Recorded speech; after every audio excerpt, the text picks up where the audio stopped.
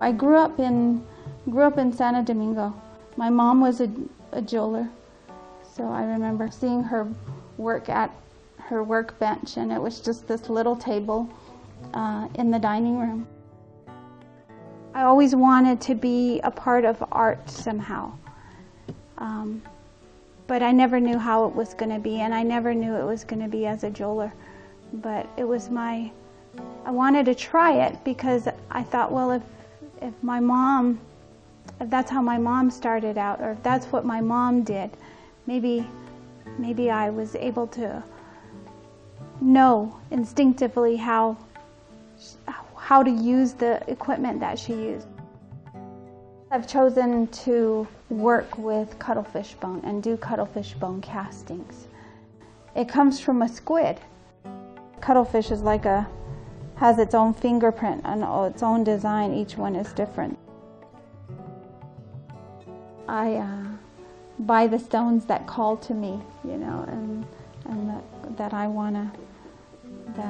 I feel I can work with and design with. And I've fallen in love with jaspers and agates and the movement that the jaspers and agates have, and how those types of stones make the cuttlefish bone look.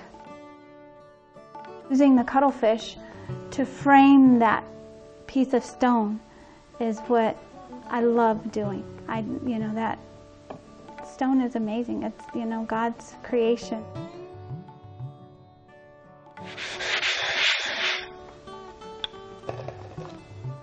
Sand down to the thickness that I want my metal to be.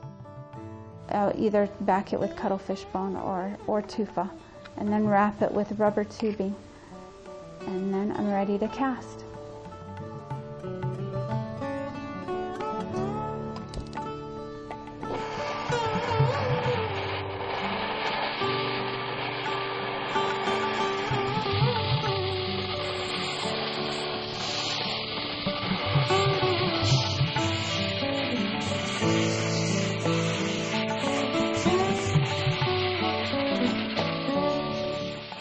Cuttlefish bone casting has been around since the 1500s, so it's not anything that's new.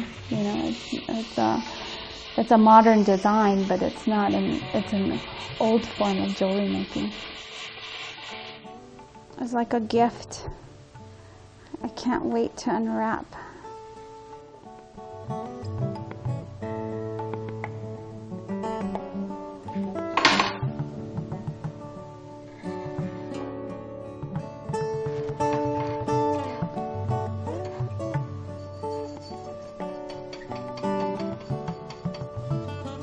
Pretty good. I'm actually having visions of pieces that I want to create. It comes from choosing stones and remembering what those stones look like in my meditations, and then visualizing what I'm going to do with them.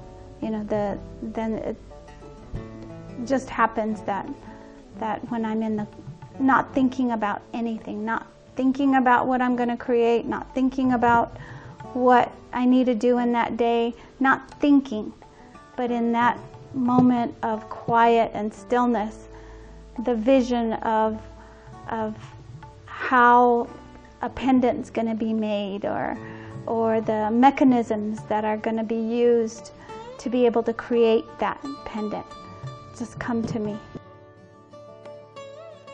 Amazing. It's amazing and exciting to get out of, come out of the meditations and know that,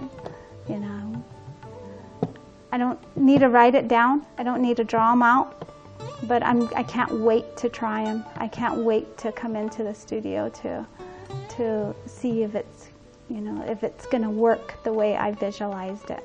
And sometimes it doesn't work the way I visualized it. But what happens is, a lot of times it ends up turning out better than I even imagined it would. I hope that it resonates with a lot more people than just Native American collectors.